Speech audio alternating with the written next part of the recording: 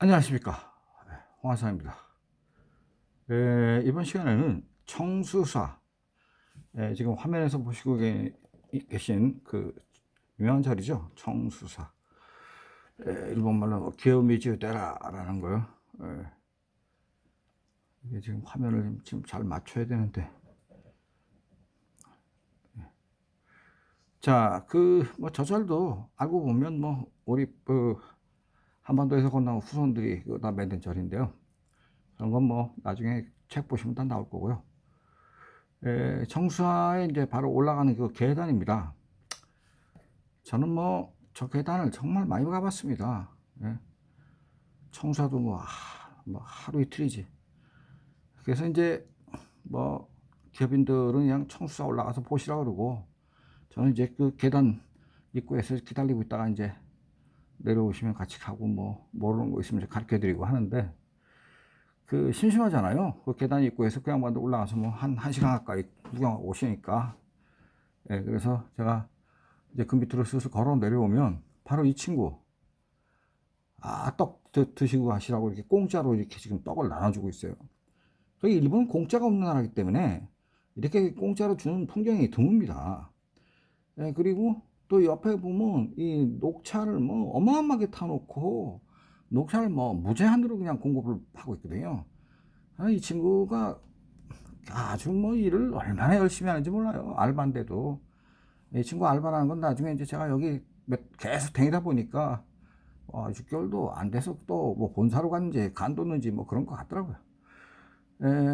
참 일본은 알바가 열심히 합니다. 열심히 하고 일을 딱 부러지게 해요. 그 한마디로 이 돈의 값어치를 있게 일을 합니다. 자, 바로 그 청수사 앞에는 이 떡가게가 세 개가 유명한 가게가 있습니다. 니시오 야츠하시 1687년에 물렸어요. 쇼고인 야츠하시 89년 2년 바로 뒤입니다. 그 다음에 이츠츠 야츠하시 이거는 많이 뒤입니다. 요 세 가게는 지금 청수사 앞에서 영업을 하고 있지만 사실은 요 성호원 이 유명한 절입니다. 일종의 그 순례 코스에 들어가고, 또 일종의 뭐 밀교 계통의 이제 절인데, 요 세 가게가 바로 성호원 앞에서 영업을 시작을 했어요. 그랬는데 이 세 가게가 모두 일본을 대표하는 떡가게에 대해서 지금 뭐 지점을 그 교토 안에는 무지하게 많이 갖고 있습니다. 그래서 저도 이제 이 떡을 굉장히 맛있어요. 이 떡이 그 아주 팥이 굉장히 참 달죠. 달면서 아주 맛있고 한데, 이제 뭐 이 떡가게에 이제 뭐 들어가 보면 이렇습니다. 풍경이 참 그 일본적인 디스플레이죠. 그러면서도 그 참 일본다운 가게입니다. 바로 이제 이 집인 니시오 야짜시라는 그 떡가게. 그러니까 랭킹 1등이네요. 가장 오래된. 그래서 사람이 항상 많습니다. 그래서 이제 저는 이 떡가게에 들어가서 이 떡을 이제 한 세 상자, 네 상자 정도 사서, 이 떡의 종류가 또 다양합니다. 그래서 이제 같이 간 분들한테 이 떡 맛 보시라고 하고, 그러죠. 요거는 이제 니쇼가 아니라 쇼고인 야짜시 2년 뒤에 만든 가게. 바로 이것도 이제 청수 앞에 있습니다. 근데 이상하게 이 가게는 별로 손님이 없어요. 특이하더라고. 거의 뭐 같은 시기에 2년 상간으로 1980년대에 문을 열었는데, 이 가게는 좀 손님이 없어요. 여기 붙여 성호원이라고, 쇼고인이라고 이제 1689년. 그래서 이제 또 한 가게는 이제 이츠츠인데, 이츠츠는 저 밑에 이 거리 밑에 있습니다. 그러니까 제가 이 청수사를 가면 이 계단 가기 전에 전부 이제 그 상점거리가 형성이 되어 있는데, 이 상점거리가 세습입니다. 세습. 일본은 이 상점도 보통 세습을 많이 합니다. 그 옛날의 전통이 그 절 앞에서 문전에서 그 가게를 한 사람들은 그 절에 세금을 내야 됐습니다. 그래서 그 절들이 그 세금을 받아가지고 절을 운영하고 그랬거든요. 이제 이걸 깨트리려고 한 사람이 이제 바로 오다 노부나가입니다. 그 절들의 권력이 너무 강해져서 저런 가게들한테 세금 받고 그걸로 자기네들이 그 먹고 살고 치부하고 뭐 이런 게 보이니까 절의 권한이 너무 세져서 나중에 뭐 승병들이 막 생기고 그러니까 이제 그런 권한을, 그런 세습제도를 깨뜨리려고 오다 노부나가가 이제 그 쉽게 얘기하면 낚시낙자 정책, 소위 자유주의 무역 정책을 쓴 거죠. 그래서 오다 노부나가가 바로 지금 오사카성에 있는 본원사를 공격해서 그 한 이유도, 본원사가 지금 오사카성 바로 그 자리에 있었던 자리 본원사입니다. 너무 세력이 크기 때문에 그걸 깨트리지 않으면 일본을 천하통일할 수 없다고 생각했어요. 본원사파는 간단하게 얘기하면 나무아비탑을 관세음 보살만 그냥 계속 그걸 입으로 읊고 있으면 천당 간다는 얘기거든요. 돈이 안 들잖아요. 시주도 별로 할 게 없고 그냥 그걸 떠들고 있으면. 그래서 본원사파의 세력이 어마어마하게 커져가지고 일본 전국에 본원사파의 절들이 엄청 많았습니다. 그래서 이 사람들이 처음에야 뭐 당연히 뭐 돈 안 받고 뭐 시주 안 받고 이럴 수도 있겠지만 결국은 시주 받게 되고, 그러다 보니까 일본 최대의 절이 되고 말살을 거두게 되고 일본 전국에 말사가 없는 데가 없을 정도로 이 세력이 커지니까, 쉽게 얘기하면 오다 노부나가 이런 애들은 말을 듣지 않는 겁니다. 그러니까 결국은 오다 노부나가가 제일 먼저 저 절을 깨트리지 않으면 안 된다라는 생각을 해서 이제 깨트리게 된 건데, 바로 이제 그 청수 앞에 이제 세 절에, 세 가게, 이 떡가게 이제 얘기입니다. 자, 이 떡가게 이름이 뒤에가 다 야채하시잖아요. 야채하시는 사람 이름입니다. 바로 이 사람인데, 이 사람이 그 성호원 앞에, 쇼고인 앞에서 살았습니다. 살았는데 이제 그 장님이에요. 맹인인데 이 사람이 그 가야금의 연주에 아주 그 대가였답니다. 그러면서 가야금도 연주를 잘했지만 작곡을 잘해가지고 6단조, 8단조, 윤설 이런 것들을 작곡을 했는데, 이게 지금 제가 그 일본의 유튜브인가 뭐 그런 데 가서 이거 들어보니까 그 가야금 연주인데 아주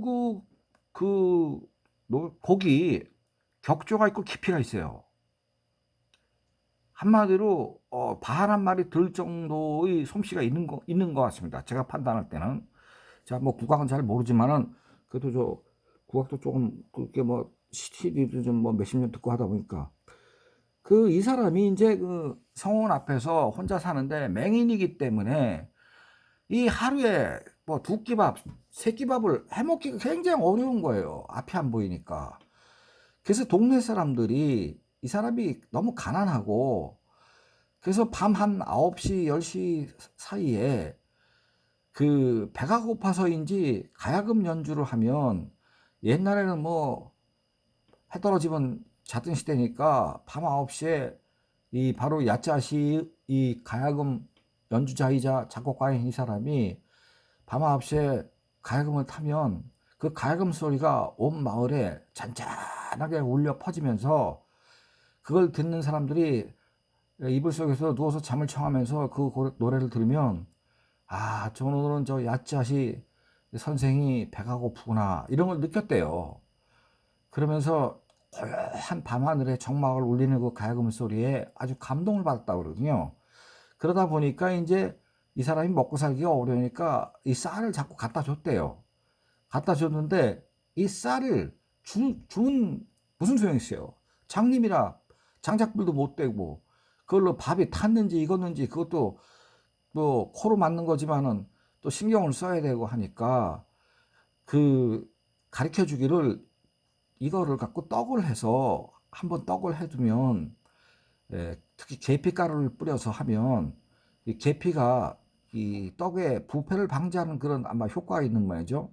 그래서 계피가루를 넣어서 떡을 하라고, 그래서 자기네들이 시범으로 가르쳐 주고, 이 사람이 이제 뭐 오간 앞이 안 보이니까 갖은 촉각을 다 동원해서 이제 그 떡을 가르쳐 준 대로 해서, 그러면 이제 장작불을 매일 피지 않아도 되니까 또 돈도 없고 해서 이제 그 계피떡을 먹으면서 이 작곡을 했다는 거거든요. 그 오죽하면은 뭐 일본의 유튜브인가 뭐 그런 데 들어가보면 지금도 뭐 올라와 있는 그 6단조, 8단조의 그 연주가 엄청 많더라고요. 그러니까 뭐 지금까지도 일본에 반한 소리를 듣는 거죠. 자, 어쨌든 이 사람이 그렇게 해서 이제 떡을 먹었는데, 먹으면서 평생을 살았는데, 이제 어느 날 세상을 떠난 겁니다. 그러니까 이제 밤하늘에 울리는 그 가야금 소리가 이제 사라져 버린 거죠. 그러니까 이제 그 사람들의 막 가슴 속에 애잔하면서도 저 사람이 지금 그립기도 하고 그 밤하늘의 그 풍경이 옛날같이 그 가야금 소리가 없으니까 뭔가 허전한 겁니다. 그래서 바로 이 세 떡가게 중에서 첫 번째 떡가게인 니쇼 야츠하시가 바로 야츠하시라는 떡을 만든 게 오늘날의 이 세 떡가게의 유래입니다. 그러니까 이 떡이 속에 단팥이 있고 계피가루가 들었는데 굉장히 단데 바로 이제 그러한 떡을 자기네들이 만든 방법을 가르쳐 줬으니까 한 거죠. 자, 바로 이제 떡가게 안에 제가 들어갔습니다. 니시오 야짜입니다. 제일 오래된 가게죠. 아까 보신 그 가게입니다. 그 가게에 들어가면 역시 이런 떡을 팔고 있습니다. 저 떡은 뭐 말씀드리다시피 바로 그 가야금 명인인 야짜시 때문에 만든 거지만 이제 세월이 흐르면서 이 스토리텔링이 이제 되기 시작합니다. 요 자체는 야짜시 떡인데 이 떡의 종류가 많아요. 이 종류가 많으니까 어느 날 유길이라는 떡을 요 니시오에서 만들었어요. 유길이. 유길이란 말은 저녁 석자에다가 안개 무자를 써서 유길이라고 읽습니다. 그래서 이걸 만들으니까 그 옆에 있는 이 성원 야짜시가 일종의 이제 경쟁 관계에 있으니까 이 집은 유코 석자라고 쓴 거, 요걸 일본말로 유코가 됩니다. 사실은 유기리와 유코는 같은 이 스토리에 출발한 사람입니다. 그래서 일본의 그 유명한 그 전설도 아니고 설화도 아니고 뭐 그런 거 중에 손에잡기 심중이라는 그 유명한 그 스토리가 있습니다. 그게 뭐냐면 손에잡기는 지명 이름이고요.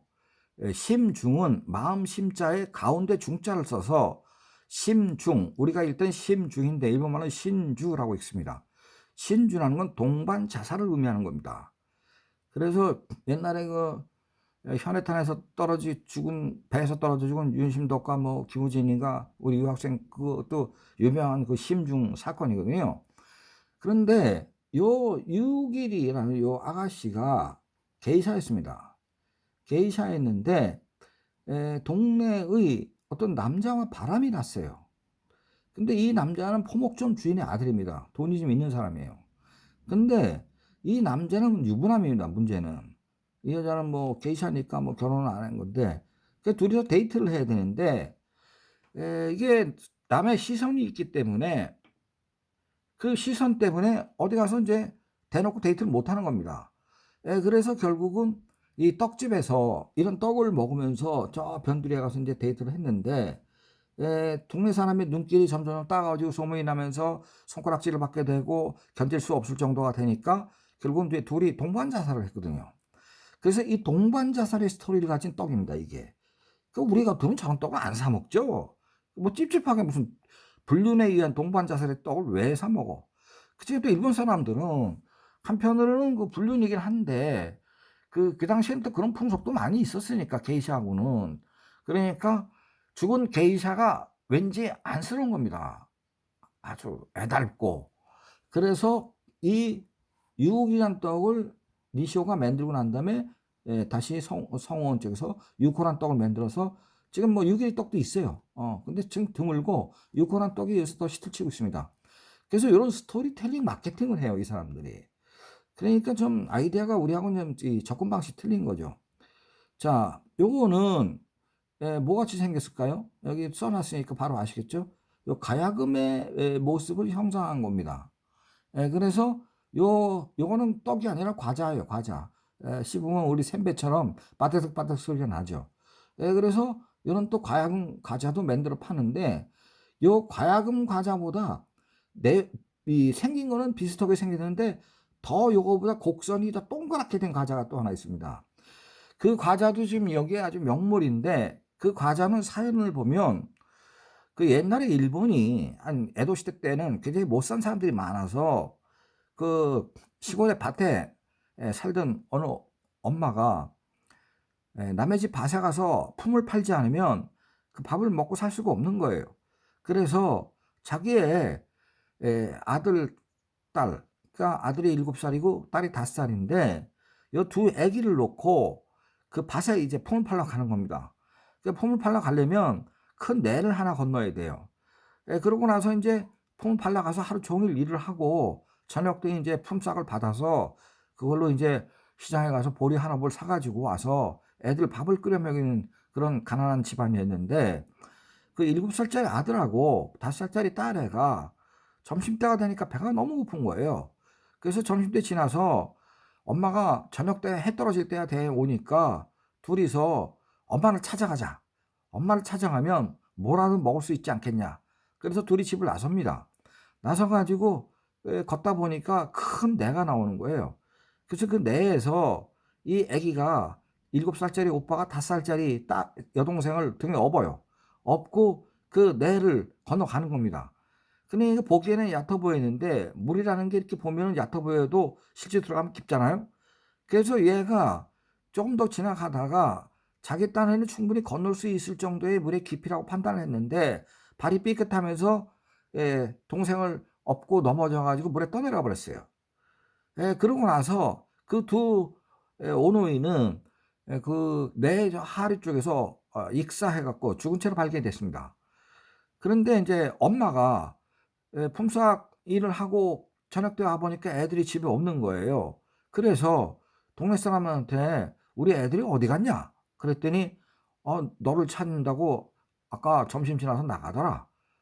그러니까 이 엄마가 "아뿔싸." 하고 그쪽에 냇가를 가서 뒤져보니까 저 하류 쪽에 가서 애들이 죽어 있었어요. 그래서 그 엄마가 그 애들을 초상을 치고 난 다음에 머리를 깎고 스님이 됐습니다.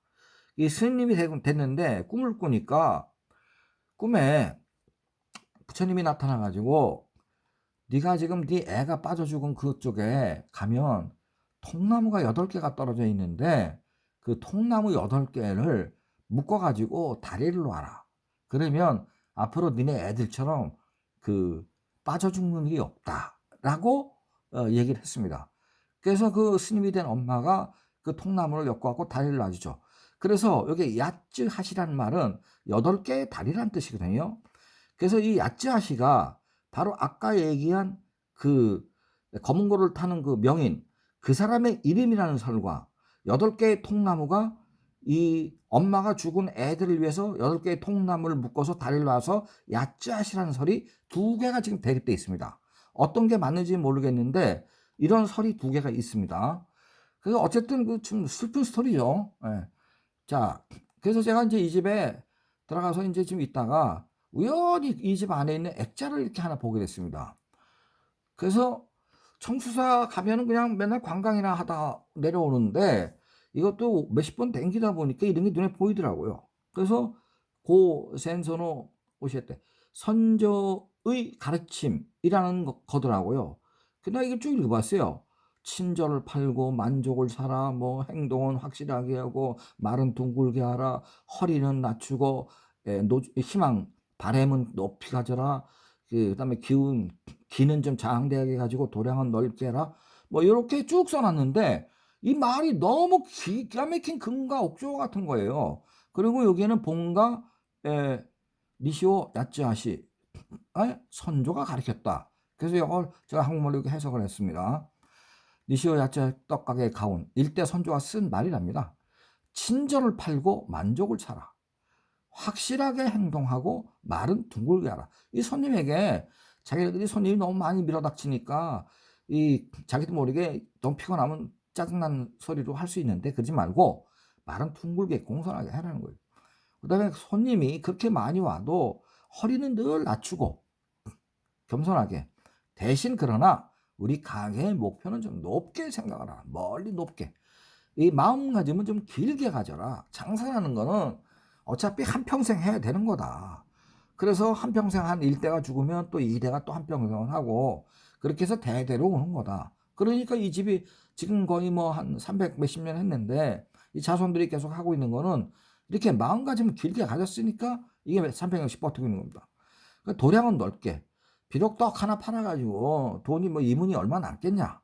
그렇지만 저 작은 이문도 쌓이면은 큰 재산이 되고, 그 큰 재산이 나중에 사회에 환원을 하게 되면 많은 사람들이 고맙게 생각하고, 또 어쨌든 네 자손들이 이 가게를 가지고 있으면은 평생 동안 먹고 사는 건 걱정 없다.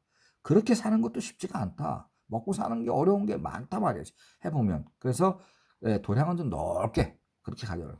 생각은 깊게. 이건 뭐 당연한 말이겠죠. 무슨 일을 할 때 생각을 먼저 하란 말이에요. 일본말에 마음이 먼저 이런 말이 있습니다.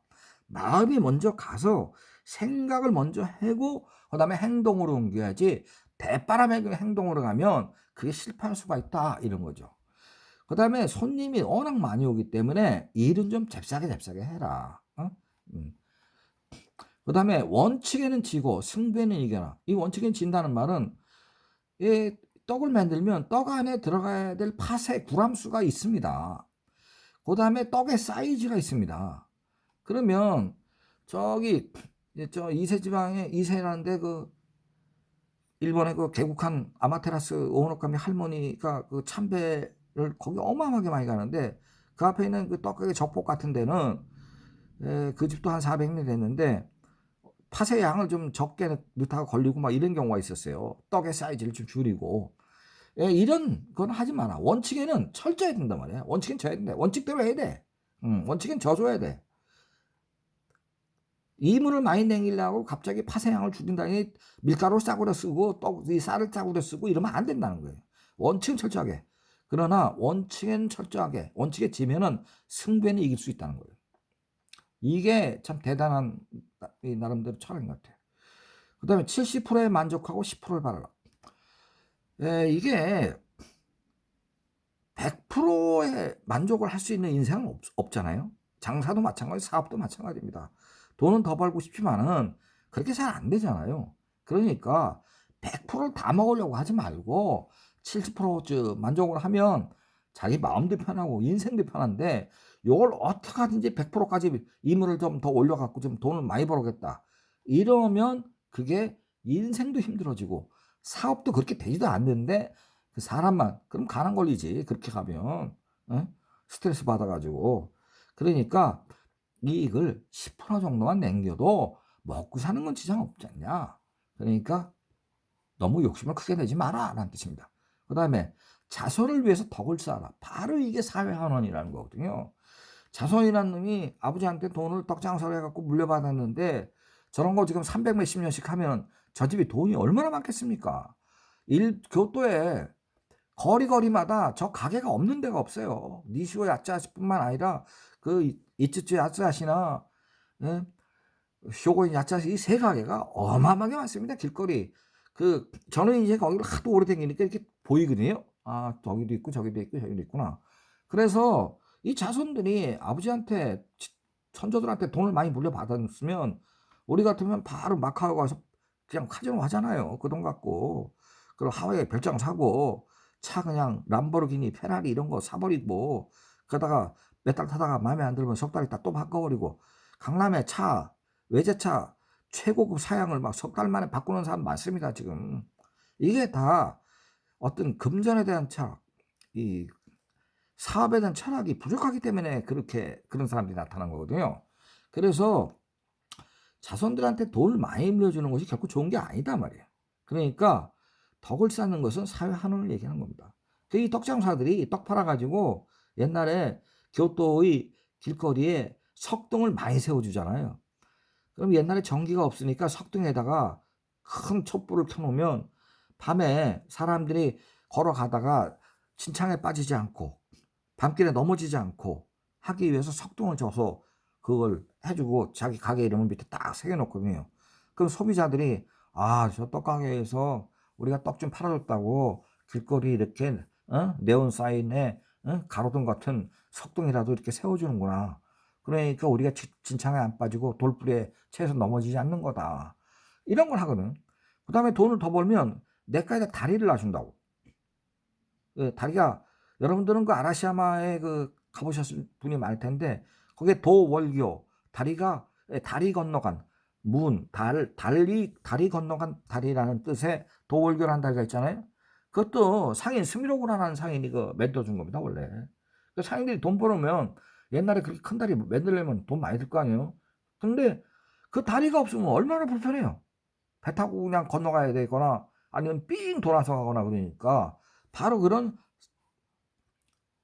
사회의 환원을 하게 되면 예, 소비자에게 그 이익을 환원시키게 되면 그 자손이 손가락질 받는 게 아니라 이러면 돈을 많이 벌더니 차를 뭐 람보르기니 사고 돌아다니고 뭐 하와이 별장 뭐 샀다 그러고 간땡이 보고 뭐 요트를 뭐 200억짜리를 샀다 그러고 이렇게 하면 손가락질 받지만 석동도 세워주고 다리도 놔주고 애들한테 장학금도 주고 하면 그 니시오의 아저씨 집 자식들은 그 아버지 어머니들은 아주 훌륭한 사람이었어. 그 자손들도 잘 돼야 돼. 쟤네들도 잘 되면 또 그렇게 할 거니까. 이렇게 해서 자손들이 칭찬을 받는단 말이에요. 제가 하나 이제 덧붙여서 말씀드리면 이 세 가게 니시오 야츠아시, 쇼고인 야츠아시, 이치치 야츠아시 이 세 가게가 교토역 바로 앞에 가면 딱 집을 하나 딱 지어놓고 교토역 문짝을 딱 놔서 바로 앞에 있습니다. 어떻게 난 그 땅에다 그걸 지었는지 모르겠는데 딱 집이 딸랑 한 채인데 그 속에 이 세 가게가 같이 딱 들어가 장사를 하고 있어요. 서로 경쟁 관계인데 라이벌인데 세 가게 그것밖에 없어요. 나머지 가게 아무것도 없고 세 가게만 다 있어요. 내가 거길 들어가고 깜짝 놀랐어요. 너네들은 경쟁 관계인데 어떻게 여기서 집을 하나 이렇게 딸랑 줘갖고 셋이서 들어가 장사하냐 그런 말을 했더니 웃더라고요. 그 왜 그러냐면요. 멀리 가려면 함께 가라. 앞으로 갈 길이 지금 300년 걸어왔는데 또 300년 더 걸어가야 돼. 그러면 떡의 종류가 비슷해요. 이 세 집이 다. 맛도 비슷비슷해요. 그런데 그렇게 지금까지 300년을 같이 경쟁을 하면서 왔지만 원수가 되는 게 아니고 경쟁업체니까 저거 빨리 망해야 돼. 그래야 우리가 돈 더 벌 수 있어. 이런 게 아니고 좋은 경쟁 관계를 가져서 니네가 좋은 제품을 내면 우리도 자극을 봐서 더 좋은 제품을 만들겠다. 그래서 교토역 앞에 세 가게가 나란히 있으면서 멀리 가려면 앞으로 300년을 더 가려면 함께 가라. 혼자 걸어가는 거는 심심해. 재미도 없어. 근데 옆집에서 계속 자극을 줘. 그러면 서로 배워. 그러면서 우리는 사실은 적이 아니라 먼 긴 역사를 생각한다면 우리는 친구다 말이야. 그래서 멀리 가려면 함께 가라 라는 말이 교토의 상인들한테 생긴 겁니다. 교토는 참 또 오미상인하고 또 다르게 또 나름대로 교토의 상인들이 위대한 점이 있습니다. 사실 우리가 지금 일본은요 지금 망해가고 있어요. 제가 볼 때 빚이 너무 많아. 1경 5천조니까 회복 안 될 겁니다. 오늘도 뉴스에 지금 동경올림픽을 지금 못할 확률이 점점점 높아지는 쪽으로 지금 뉴스가 가고 있으니까요. 일본은 정치인을 너무 잘못해가지고 빚을 무려 1경 5천조, 세계에서 빚이 제일 많아. 전 세계에서 빚 1위야. 빚 1위. 돈만 찍어내고 있어. 그래서 국가는 망해가지만 저렇게 한 가지 일에 철학을 가지고 장사하는 가게들이 10만 개가 있습니다. 10만 개. 그러니까 서민들은 훌륭한 겁니다. 정치하는 놈들이 한심한 거지. 그래서 우리가 일본한테 배울 거는 정치 경제가 아닙니다. 바로 저런 상인 철학. 그러니까 일제가 신용이 있다고 사람들이 믿었잖아요. 그러니까 저런 떡장사, 한낱 떡장사도 저런 철학을 가지고 살으니까 지금까지 300년을 살았고 앞으로 또 300년 더 가겠죠. 우리가 일본한테 배울 점은 바로 저런 점입니다. 좋은 점은 배워야죠. 나쁜 거는 배우면 안 되죠. 일본한테. 저건 얼마나 좋은 점입니까? 자, 오늘은 떡가게의 새 떡가게의 가훈 상업 철학, 상인 철학을 말씀드렸습니다. 자, 감사합니다.